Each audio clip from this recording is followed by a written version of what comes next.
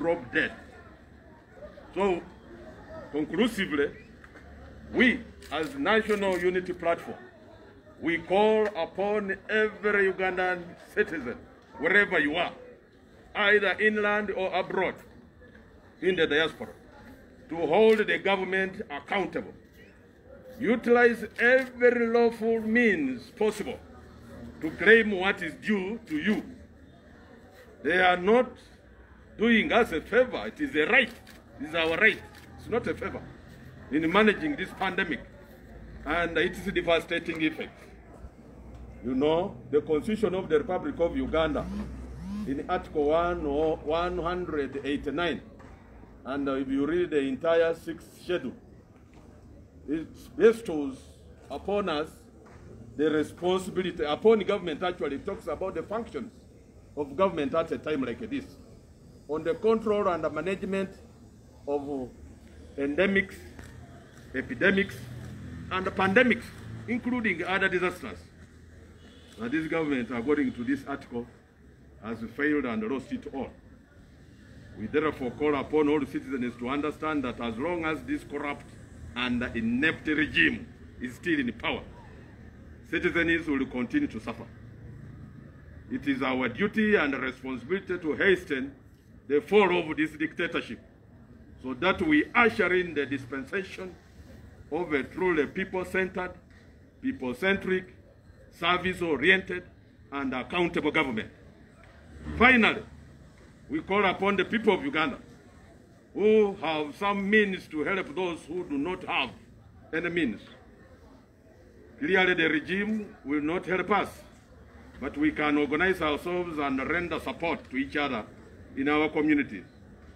The National Unity Platform has been reaching out, will continue to reach out, and offer support to some citizens who are starving in this very difficult time. Thank you very much for God and my country. Now I will be ushering in colleagues, and then we shall have an interlude for questions, a moment for questions. Oh. Wacha tuingie, amini. Now. Pole mandugu. Katika kambi chuse mbitafute mu Luganda. Naye mu Luganda njya kugezaako kufunza. Lwokuba saagala kuyingira mu biseera bya bannange. Wano tuzze kubategeezanga pate ya National Unity Platform. Mukama wange President wa pateno ali mu nsi za weeru on official duties. Nzali mu byuma kati nzali nga acting President wa pate yaffe ya National Unity Platform. Kino tokirabika olw'okuba olabye pate ziri wano eziwangaadde emyaka 33 naye nga sebo zo zibeera n'ensolo gundi. Solo visionary, solo candidate, kabaka yeka. Ife ekyo tekikola wano mu pate yaffe eya National Unity Platform. Kyobola batulina badepute bana naye mukama wange bwe yavuddewo yasazeewo ndi Nambeshe John Baptist obeere mu ntebe ebiseera bino byagenda kubeera bweru. Ate gundi omugenzi Binayisa Katonda amuwe ekyumula ekyemirembe. Entebe kituufu ewooma naye nga ndi kukibeeramu mu kaseera akatono kama wange bw'akomawo ngimudize.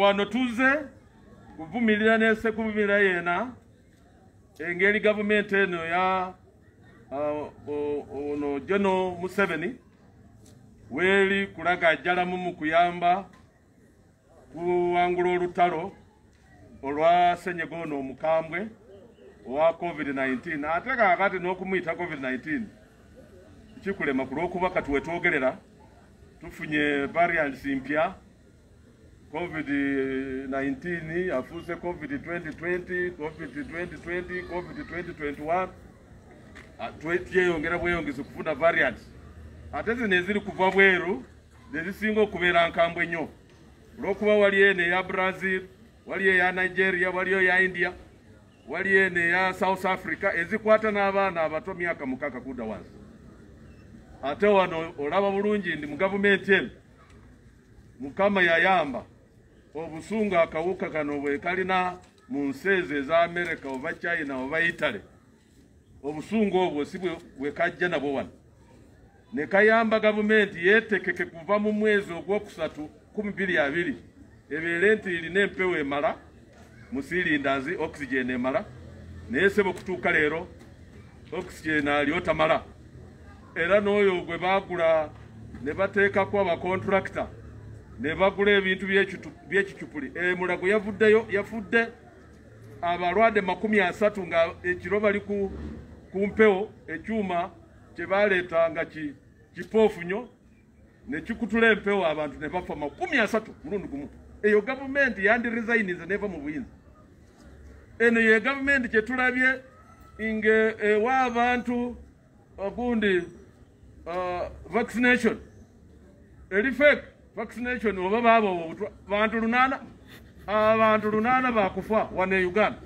olw'okuba tebaba kuba vaccine entu abala bagamba ndi maazi naye ate kitwewunyiza ndi abasinga kubeera Mulago kati ne mu malwaliro gano agali kujja ku bantu sente nyingi bw'ogenda sebo mu Novik buli lunaku olina okufulumya $5,000,000 bwe bakutwala wano mu Victoria Hospital osasulayo lupuni osasulayo $10,000,000 kwanza ezo deposit oba ziyita lupuni zibeerawo kwanza balyoka otandika okusasula buli lunaku $5,000,000 naye ate bano nabo mulimu abalwadde abasinga obungi abaafuna vaccine eno ndowooza nabali 8 bali omu n'obutwa so Uganda egenda kufiirwa abantu bangi olw'efuga mbi eya Museveni President Museveni ne gundi n'abantu be abali mu gundi mu buyinza bano ba minister ono gundi n'abanja bakyamubanja olw'okuba byakola byonna mu birabira ddala nga asiba bikutuka bukutusi alinga asiba byenda byagundi emigugu gya byenda olw'okuba ne byayagamba nti agenda kutambuza sente zino eza COVID relief fund laba yayogera ku bantu 50,000 naye ennaku ziyiseewo 15 18 kuva lwe batandika kuteesa kuwa sente bantu bano abali mu lockdown ya nnaku 42 laba tugenda kumalako ennaku ekitundu kya gundi ky'ekiseera ekyo kya lockdown nga bakafuneyo ba beneficiary 2,100 kyokka mu nnaku 18 bw'okalculatinga obulungi ku ntambula ekijja kubatwalira ate emyezi emirala 3 kufuna abantu 5,000 gye baagala naye n'esente zenyini yagamba nti ajja kuziteeka ku masimu kireme byonna nga bwe ngugambye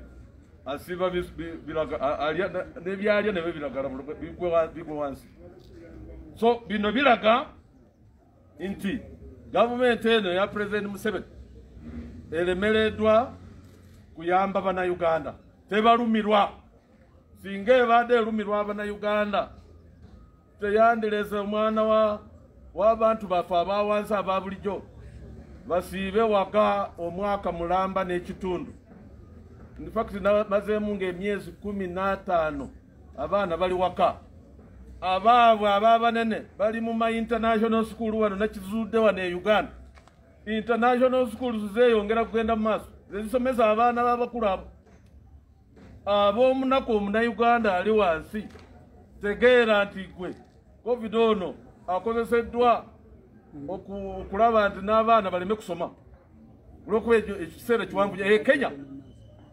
ekyokulabirako abaana basomye ekiseera kino kyonna tosobola kukwata abaana ababadde n'endwadde n'obasindika eri abazadde abaana balina immunity y'amaanyiko okusinga abazadde abakulu abali wiiki kati bwe basindika abaana mu luwumulo bwe bazuula nti balina endwadde eyagundi COVID-19 be balutambuza paka mu bazadde abazadde kati bali kufa bufi bw'obukoko Kenya basibawo amawanga ago tova mu India nomala gayingira mu Kenya airport tova mu gwanga lyo noyingira border fwa nga teba bakuscreenize bulungi wano basiba abantu mubonabona wakamufwe neyenga airport eyingiza abava mu South Africa balete akali mu South Africa abava mu Brazil bakalete abava mu Buhindi nabo bakayingiza n'amaboda nako magule kata ababa bayambi batyo mu Uganda waliyo nebyuma ebitestinga nese baba testinza abazambi b'omupira ne bagenda mu France olwatuseyo bava wanonga bali negative baba pime mu byuma bya France ku airport nga bali positive abava wanogenda ku misinde egunde Japan Olympic baba wanonga bali negative baba pimeyo ku kisawa cha Japan nga bali positive kato mu Uganda wesibe satu kuba n'ebyuma wane ebipima nebe bili fake andi mwawulira abali mu contract zino sibe bana bakutesa sibe bana ba munjuba bagundi family mu bebawe wa contract yo kusupplyinga gundi oxygen gundi ventilators sebaziletanga bebafuna ne contract yo kuleta these testing equipment gadgets empovu zino eziri kulimba abana Uganda kati wano nebo male bisera byondo ogeze bakutesinzo oli negative oyinzo kuba otambula nako ne mukama katondodo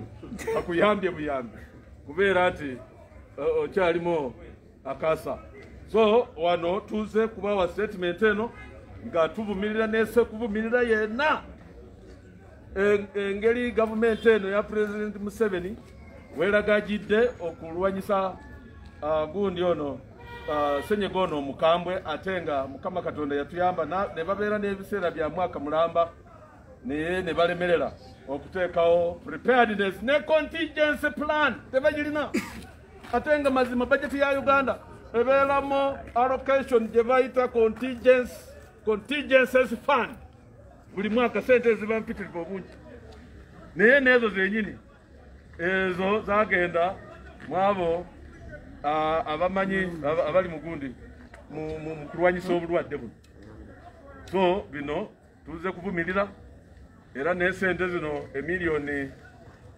billion zitabalika 5.3 abana Uganda abali n'esuubi kusuubira ndi bajja kuzifuna ezo ate gyemanya abali ku malisti nga bwempulidde be bali kwata obulungi anti baba targetinga ndo wesimu abesimu be bali kalekaleko be bali ko obulungi kata ali obubi wansi munange tusaba busabindi mukama katonda mwenye nakuyambe wesibe 2.3 okutuukanga government ya National Unity Platform ekulwembera mwami Kyagulanyi Robert Sentamu ngeyingide mu Buyinza nenambeshe John Baptist uno dangerous substitute uno wewawo banange mwebale nyo kutuliza mukama abo we'll ask question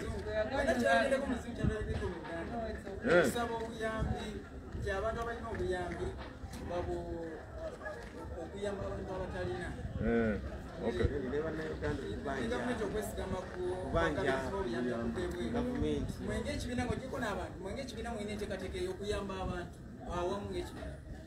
Banange mumanye nti fenge ekibiina kya National Unity Platform tuli bamalirivu tulumirwa abantu baffe era gavumenti eno oli kulaba engeri gyesibyemu n'abantu baffe ono Mubiru James kansala mulamba akyali kitali n'abaana abalala abangi abali ne families ezo ziri ez'abantu ababundabunda abali mugundi mu makomera abaki nga pate tuli n'enkola yaffe yokulaba nti tubeera n'engeri y'okubayamba n'abalala naye omulanga nago tukubye omulanga eri bannayuganda mwena oliko ne koolina yamba oyo atalina olw'okuba mu kaseera kano we need each other twetaaga buli omu yeetaaga munne tulabe nti mmwe abaliko obulungi tuyamba abo abatali bulungi.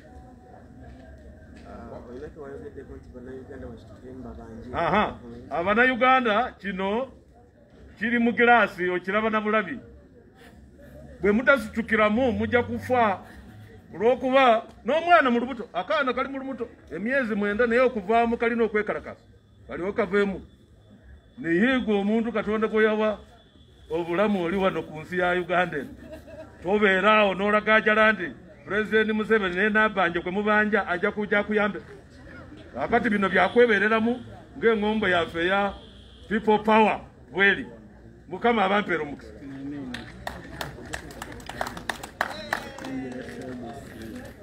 Thank you, Mr. President.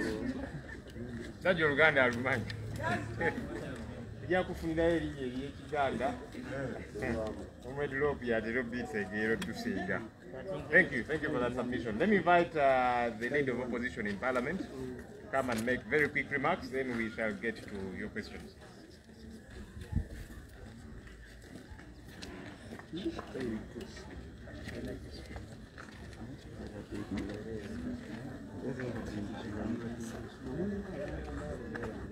Thank you, Honorable Joel, for organizing us. Comrade Deputy and Acting President,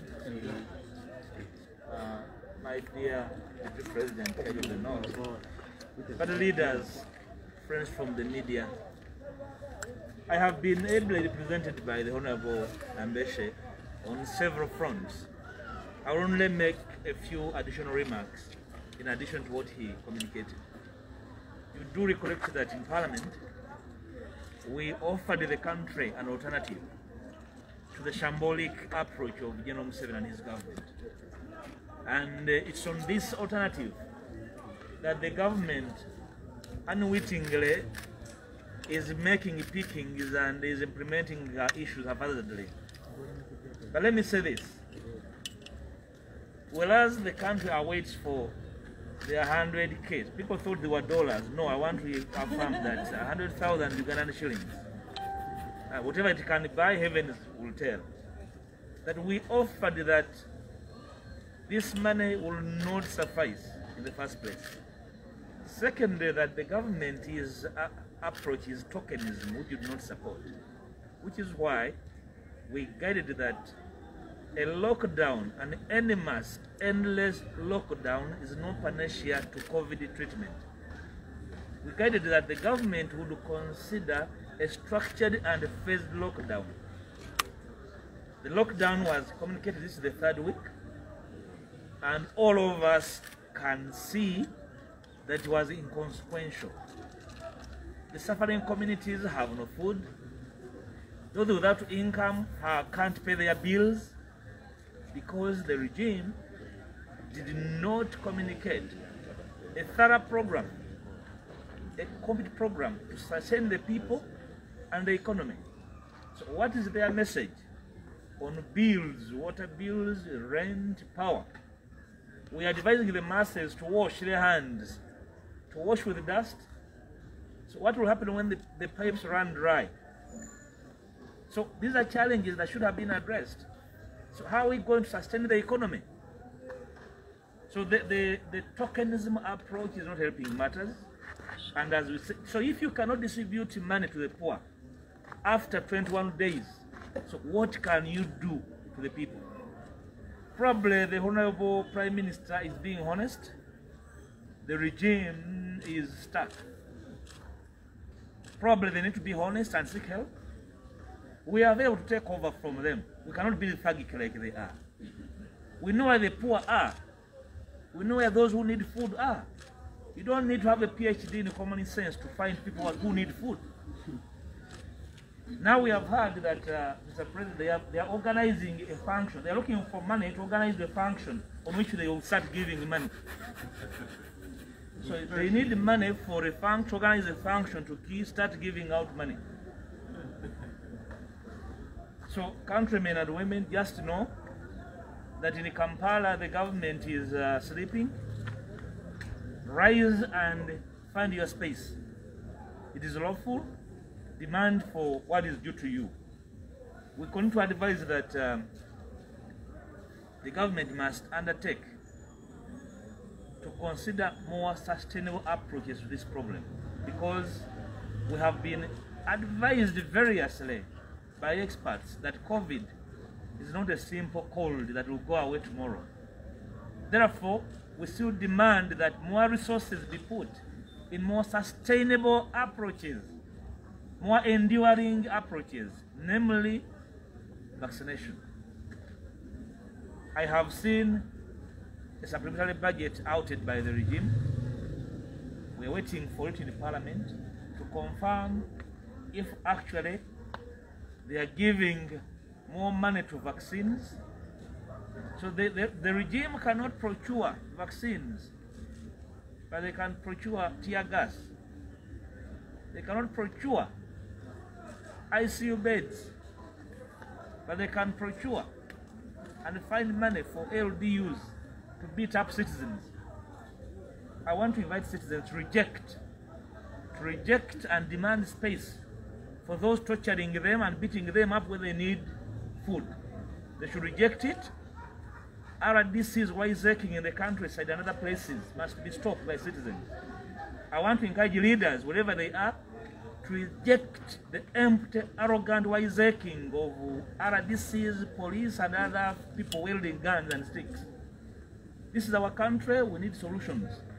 Not rebuking, not being beaten. We need solutions. Solutions are all over the place.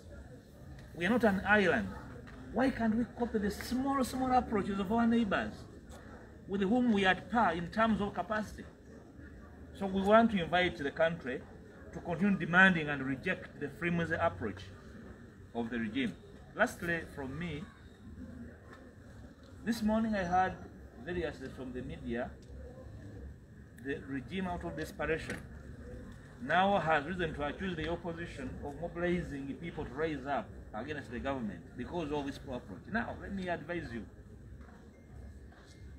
The citizens of Uganda do not need to be mobilized. They're actually up in the arms against your government, and it will fall. This top-heavy regime will fall. People don't have to be mobilized. It will fall in its heavy, empty weight. So if you're trying to intimidate the opposition, that it should not speak, because you have been dubbed as mobilizing the masses against the government, I want to assure you that we have been mobilizing the people against you. We shall continue. We want to continue telling the people to reject you. You are useless. Thank you.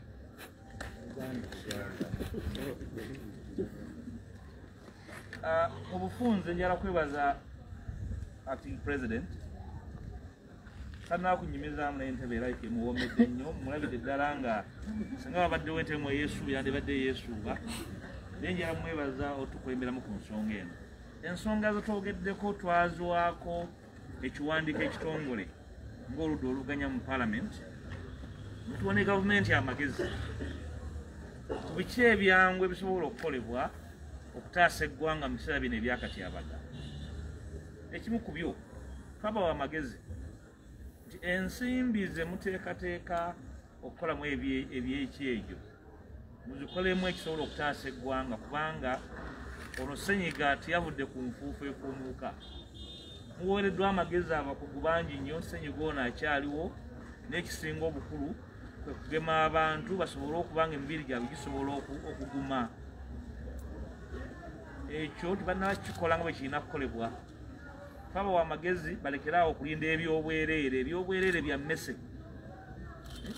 Naye n'emmese ng'eneefuna weenaabiira wakiri esima w'ekituli. Gavumenti abantu gye bawa omusolo okulinda ebyobwereere okumala omwaka mulamba n'ekitundu, obwo obutemu bwennyini. Tulinza okuddibwamu okwo nga bawa abantu, baleetera abantu eddagala erimala erigema tusobole okutaasa eggwanga, kubanga twagamba omuggalo ogw'olugenderezo tegugenda kuyamba ggwanga kulwanyisa COVID. Twawa n'amagezi omuggalo, gavumenti eggalewo sabbiiti 2 bweggulawo, kubanga abantu bebejjanjaba bebeeriisa. Tugenda mu sabbiiti ya 3 nga gavumenti temanyi beetaaga mmere gye bali ekyabanoonya. Nakati ekyanoonya abantu batalina mmere. Twagala bategeeza nti mba mubanoonya bajja batuwako essaawa yonna mubalinde. Muba temumanyi gye bali bajja kubatuukako mubateekera ow'okutuula. Ensonga endala twawa amagezi gavumenti ekole ku nsonga esobola okuyamba bannayuganda okubeerera mu mbeera eno embi. Ekimu ku byo okubawaako embeera ey'obuweerero ku bintu bye bakozesa ewaka, amazzi, amasannyalaze, n'okwongezaayo omusolo gw'amayumba. Kubanga omusolo gw'amayumba omwo ne ba landlord bongeza amayumba agapangisibwa so nga abantu tebakola tebalina ssente. Nerabye gavumenti jjo nga babyogerako ng'ebyegyeta mu lujja nti tukubiriza ba landlord gw'okubiriza si gwa muzimbira ennyumba, si gwa mugulira seminti, gyewa omusolo gw'omutaddeko omuteerewo embeera naye sobola omuyamba okuyamba abapangisa be. Ndowooza ku ssaawa eno Bannayuganda banoonya gavumenti weeri. Naffe tusinzira wano tugamba nti gavumenti oba gy'oli weeraga eri abantu, oba toliiwo tujja kujjuza ekifo ekyo mwotali. Njala kwebaza Bannayuganda bayambye bannaabwe mu ngeri ez'enjawulo. Njala basaba temubayamba nga muyita mu gavumenti, mweyambagane mu ngeri y'ekiddugavu, omuntu ayambe munne. Ebyagwa eno mwabitegeera, simwongerayo buyambi bwammwe, muyambagane ku miriraano. Mwebale nnyo tuuliza.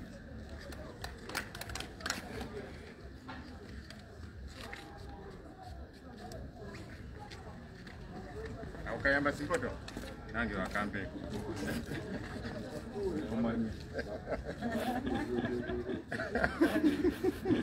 Thank you, Comrade Locke. Let me invite Deputy President Northern to, in 2 minutes, make quick remarks. 2 minutes, make quick remarks. Then we'll take your questions and we'll be out of here.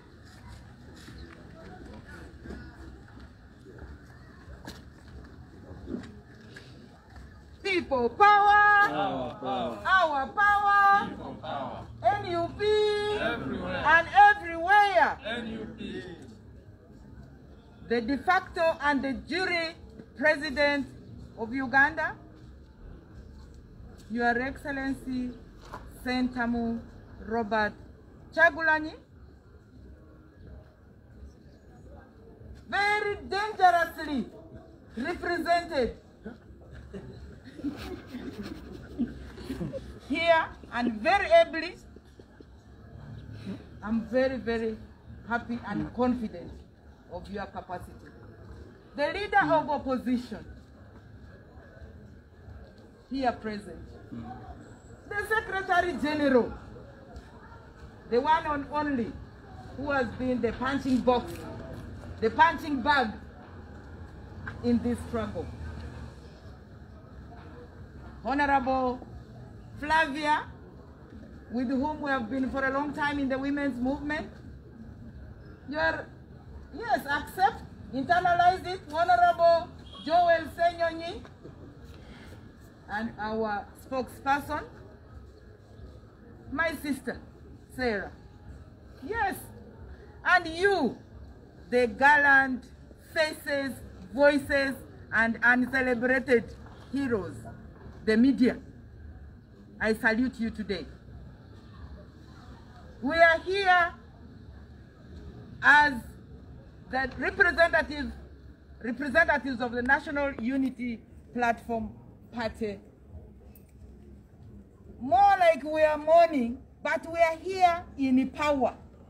We are here in power because the people of Uganda, inland and satellite, are solidly with us. We cannot watch when a nurse in a full uniform coming from a health center at a militarized COVID roadblock in Busia is punched on her ears in full uniform.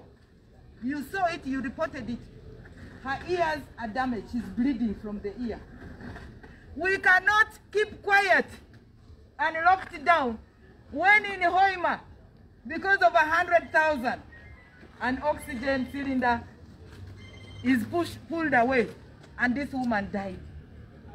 We cannot wait and be quiet when the militarization and monetization of this COVID response has totally no human face at all, Who is an essential worker? Who determines who is an essential worker? I want to congratulate you for coming up loud, representing the voices of the people. I stated it in the women's press conference on Monday.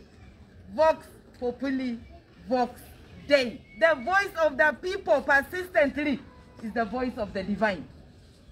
We also here reflect that if any person, any institution, any leadership, the only tool you have is a hammer, every problem becomes a nail. You hammer it. You hammer that one. Some of the problems are eggs. If you are going to break an egg with... So right now we have an egg. Right now we have left the masses, the consultation with the people. People have Lubiamira, Odika, Agbadia. We had ways of isolation. We had our own ways. What happened to it? Why militarize something that needs humanity to act wholesomely? So today we're here to say you have failed. You have failed ab initio. You failed actually. Up to now, you have failed.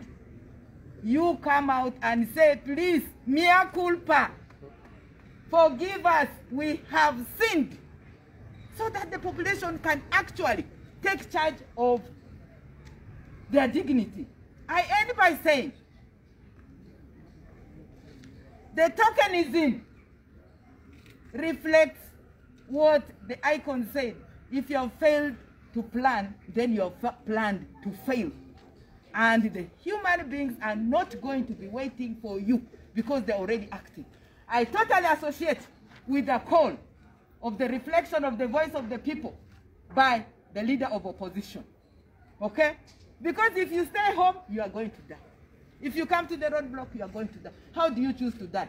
I choose to die with dignity, with my voice. I choose to die when I am going to my neighbors to give and share with them whatever it is. So we need to continue to share the little. We need to continue to implement the doctrine of Ubuntu, humanity. Right now, what is lacking is the software of response. The software of response to this pandemic. We are hardware. We are transactional. The government of Uganda. Transactional. We now need to be transformational. We now need to really invoke a human-centered approach to this, which will be sustainable, which will be owned, because right now nobody owns this monetization and militarization. Even the military, you know, in those many roadblocks, I passed through 10 roadblocks for COVID. It has failed. Please remove it, because what they are doing is extorting money. What they are doing is dehumanizing us. What they are doing is making us more angry. You have failed. You have totally failed. So as I conclude, Ugandans, it is upon us. Do not call leader of opposition, do not call Secretary General, do not call me, do not call Honorable Senyonyi, do not call our acting president. That you know right now the dead body, my so-and-so, please don't. We want to join you in a very sustainable response, not piecemeal. A very sustainable response. Le amotoke amasuru, ama Uganda adi woro, onzi di amambamba, le ukidri government vele onzika na di ra, awadifo. Awadifo wangiri. Uganda ochoko koko. All right, we'll take quick questions from you before, and we shall be out of here. Yes, Paul. Yes, this is the Secretary General. Just a quick comment on the. Are you concerned as a party about the continuing threats from the founding president of the National Unity Platform, Mr. Moses Dlamini, on the way this party is run and the claim of ownership?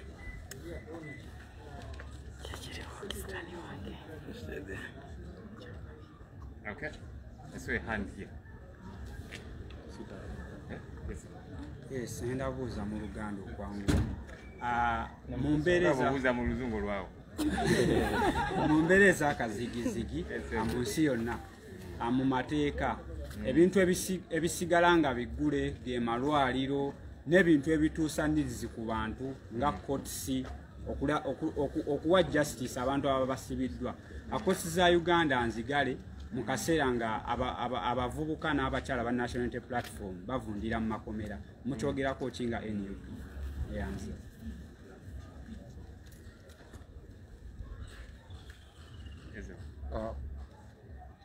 Ekibuzo kye mbadde mbuuza nti babadde bakuba abantu eddagala effu nga NUP mugenda kukola ki? Mugenda suinga gavumenti oba?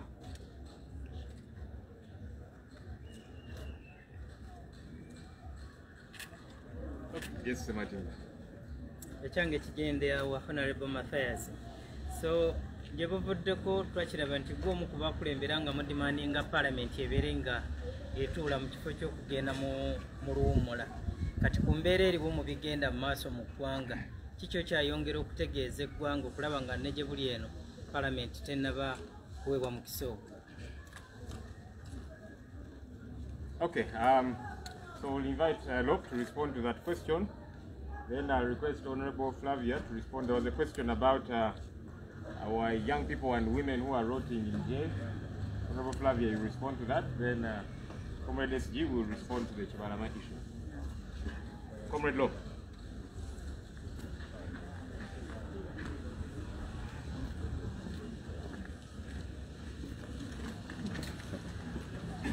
Thanks for the question. When I raised the issue of these the methods of work at Parliament, I was warning against ad hocism at Parliament, and I warned that when you work in a formal setting, you choose to use ad hoc methods of work.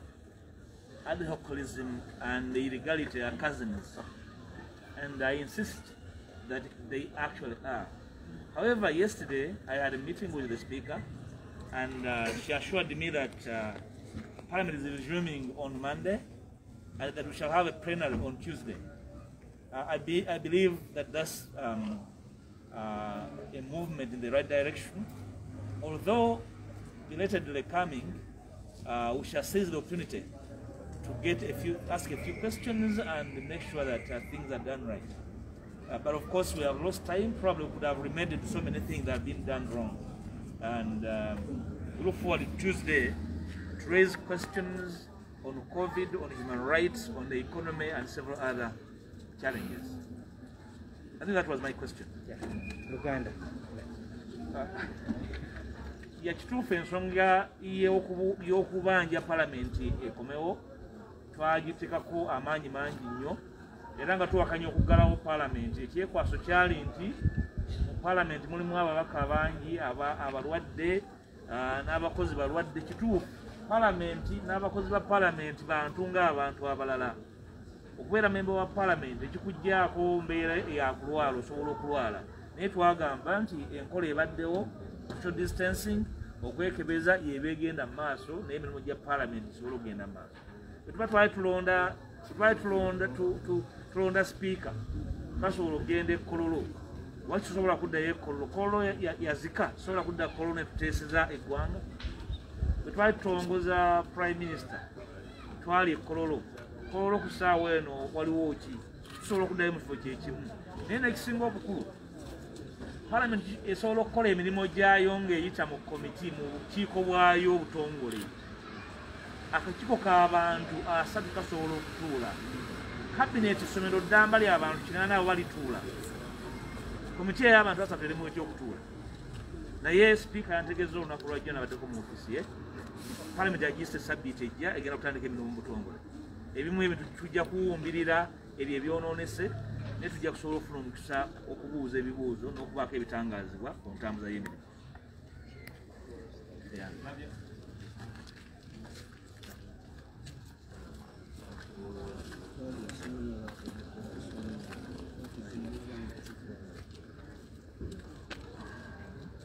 Thank you very much. There was someone who asked about the women and youth that are still being held, detained in different jails and prisons across the country. Yeah, first of all, as NUP, we know that it was wrong, and it is wrong to hold anyone in prison, especially the young people and the women of the National Unity Platform, because we know that they did not do anything.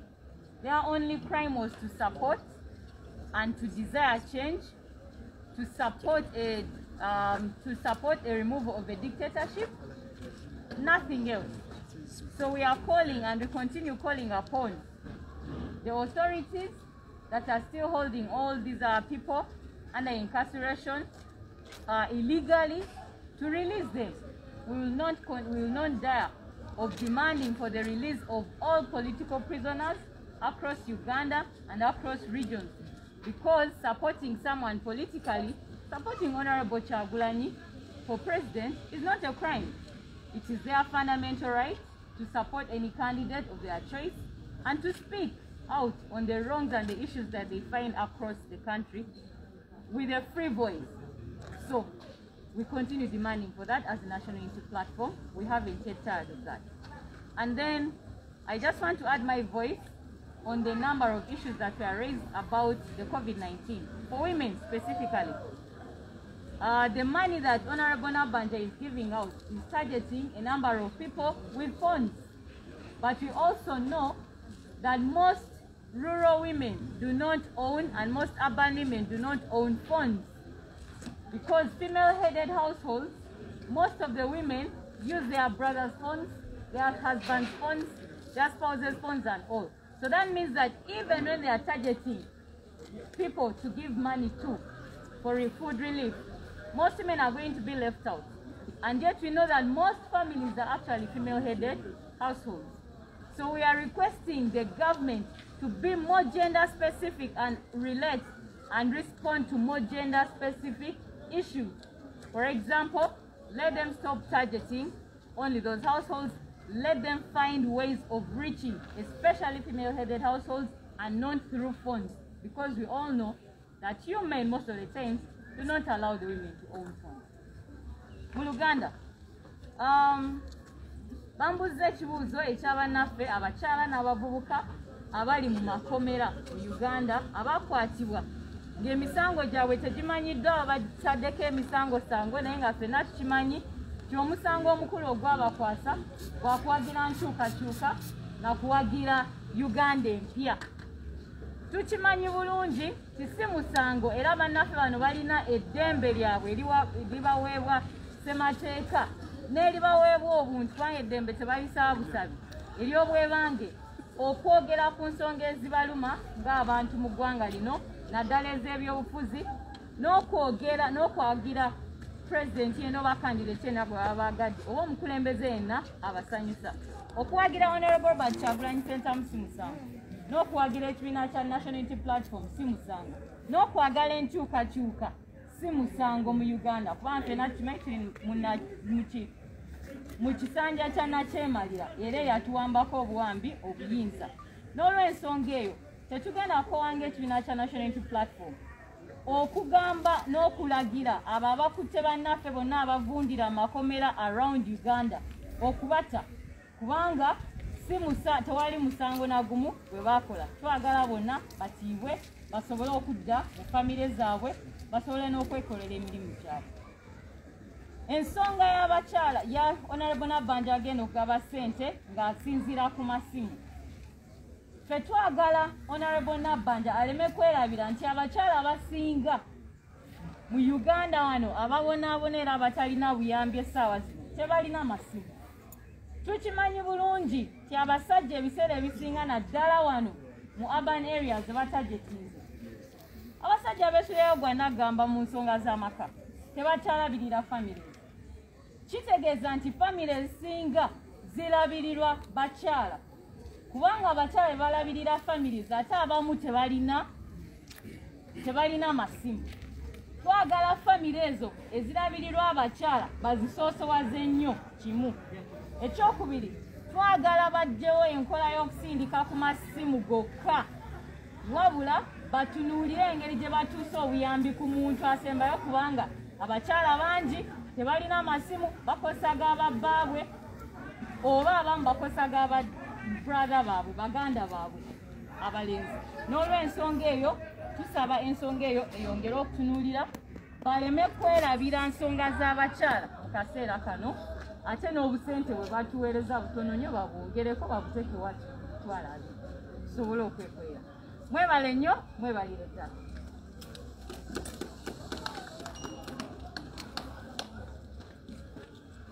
Okay, thank you very much, Honorable Flavia, Acting President, Deputy President Central and Leader of Opposition in Parliament, Deputy President Northern Uganda, Comrade leaders, Honorable Joseph Flavia, Comrade Sarah. Before I respond to the specific question asked to me, I want to just add a voice to what Comrade Flavia was talking about, to say that we still have very many of our supporters and comrades who are rotting in jails, in different jails across the country. Some are in military detention, others are in regular prisons. Only yesterday, 2 days ago, about 8 or 9 of our people were dropped in different parts of Kampala and Wakiso with severe torture marks and wounds. And some of them will be speaking to the media later on. We condemn all these kinds of criminal actions, these atrocities. Our comrades like James Mubiru and Wiser and others are in military detention in Makindye. We have hundreds of people who are, stuck. And some of these people who are dropped are the ones who the Minister for Internal Affairs, the previous one, JJ Odong, said he did not know about. But these people have been in a safe house, and all of a sudden they were dropped. Of course, as a National Unity Platform, we will come and receive the Constitutional Court decision stopping the trial of civilians in military courts. We know that the regime is desperate and they've gone ahead to appeal against that decision. And we hope that if the Supreme Court wants to remain with any worth, they will just throw it out, because indeed it is not only criminal but also laughable for citizens to be tried, for civilians to be tried in military courts.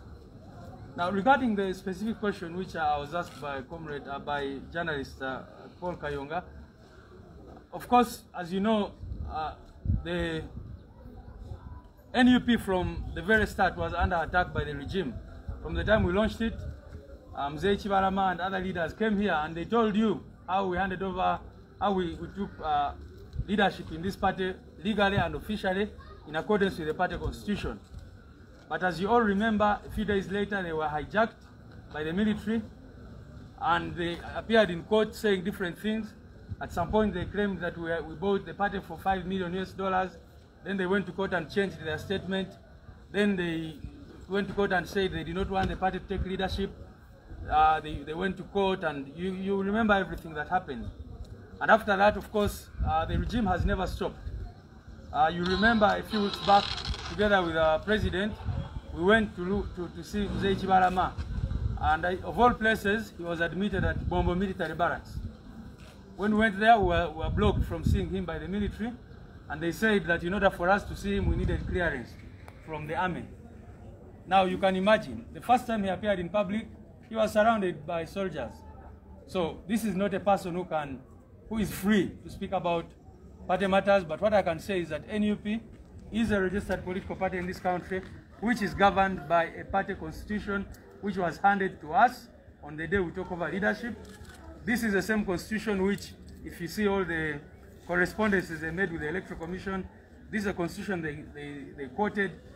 So this is what governs political parties in this country, together with the Political Parties and Organizations Act. So there's no other memorandum of understanding except the party constitution. That is what we follow. That's how you acquire leadership of a party, and that is how leadership changes in the party. Maybe to try to say this in Uganda. Yes. Yeah, I'm going to.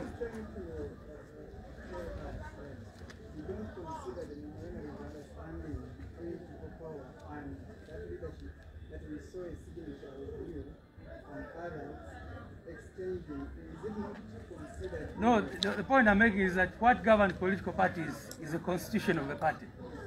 That is what governs the political party. It's a constitution of the party. That constitution, in our case, for example, says that you take leadership and hold leadership for 5 years. And after that, you call a delegates conference and elect new leaders. So the leaders who are in place today came in place by virtue of the NUP constitution, and that is the constitution which we are following. As we've said, we are in advanced stages of amending it. And so that is what governs the political party and not any other document.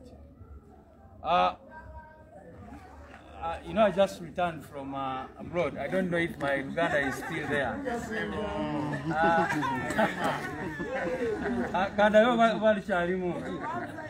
Yeah, kakati ensonga esooka gye mbalira kwogerako Comrade Flavia ajogeddeko y'abantu baffe abali mu makomera abavundira eyo mu makomera nga bwe mwalaba waliwo ttiimu eyava Kitalya ne babulira byonna bye bayitamu oba bye bayisamu abamagye n'okutulugunyizibwa n'ebirala naye kati tukyalina abantu bangi nnyo abantu nga 305 be tutamanyi wawe bali tetumanyi makomera ki ge balimu tetumanyi wawe kwegamba bali mu safe houses eyo batulugunyizibwa mwaba abantu omwenda ennaku nga 2 eziyise babakasuka mu bitundu ebyenjawulo drone z'abavuga nga zibasuula abamu ekireka abamu ekiwatule abalala luzira n'awalala bakomawo nga balina ebisago balina ebiwundu bafaanana bubi nnyo era abamu bajja kuba nga boogerako n'abamawulire so kyanaku nnyo okulaba nti tugenda mu maaso n'okulaba abantu baffe nga batulugunyizibwa ate zikootisi ezisinga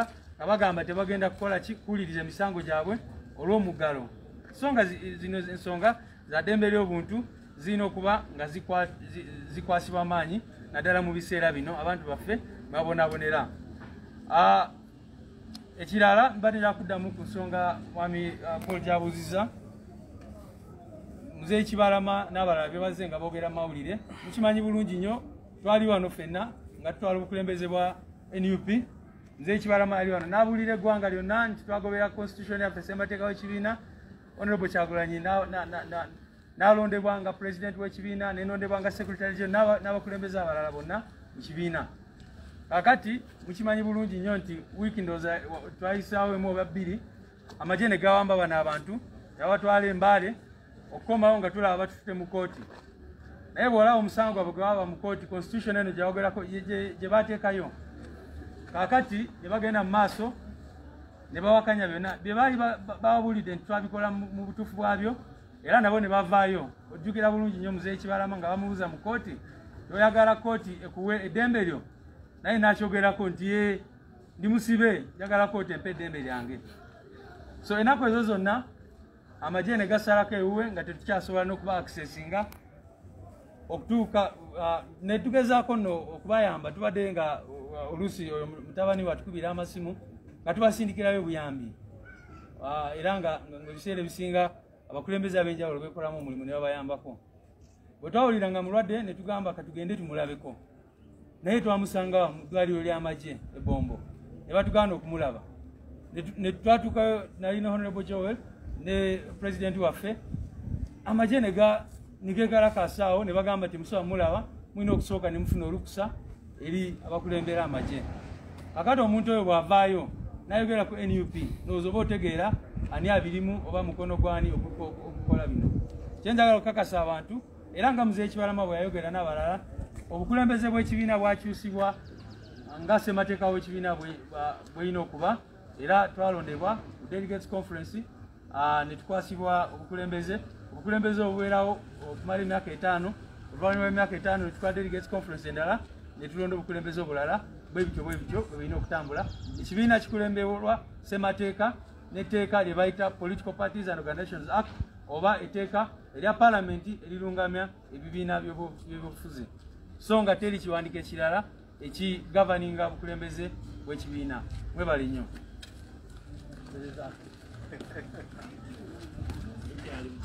tweyanziza ssebo omusama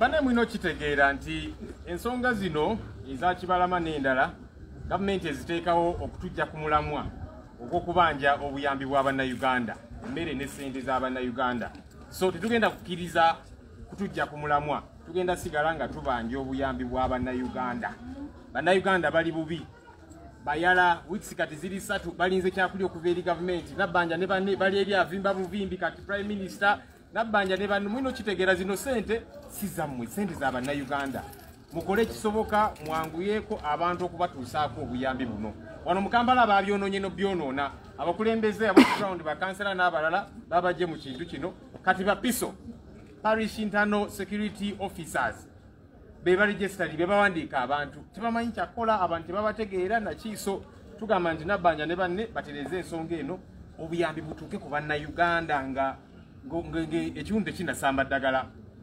So we are insistent on this issue because we get the feeling that a diversion is being created, you know, Chivalama and so on, so that we cease to demand for food, for support for Ugandans. And we are not going to allow any diversions. We are going to be insistent on this matter and demand that Ugandans get the support that they deserve from the leaders. It's been 3 weeks, people are starving. Here in Kampala, the whole process has been messed up. You know, local leaders, councillors, and so on were thrown out of the process. It is now PISOs, parish internal security officers, that are registering people to get food, to get support from government. They have no clue what to do. They don't know the people. There is so much confusion. So we are telling Nabbanja and the team not to just be there feeling very big. Now, Prime Minister, I'm in charge.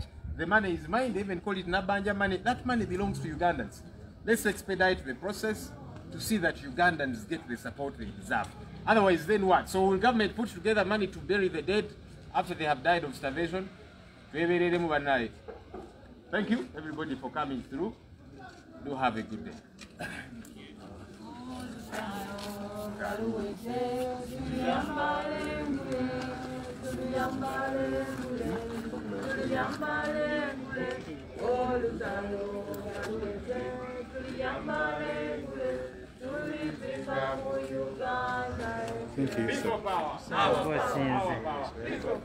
Thank you, sir. Leaders, come on, leaders, if you could take a picture here.